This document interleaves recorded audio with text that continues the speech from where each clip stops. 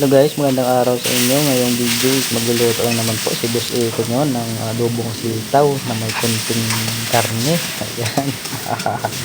Yan po sa nagpapamantiga na po ako ng karne. Yun na po ang kukuha natin ng para doon na niluto natin sa mantika ng karne.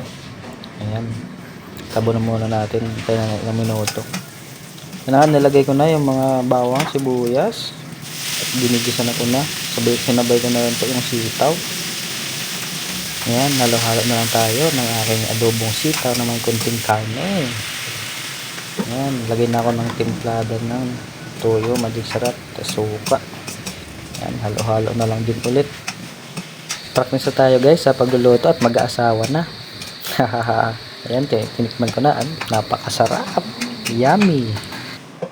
So guys, dito na lang po pala yung video at ito na po yung finished product ng ating adobong sitaw na may kunting karne. Hahaha. Ayan, napakasarap nyan guys. Bye bye, love you all.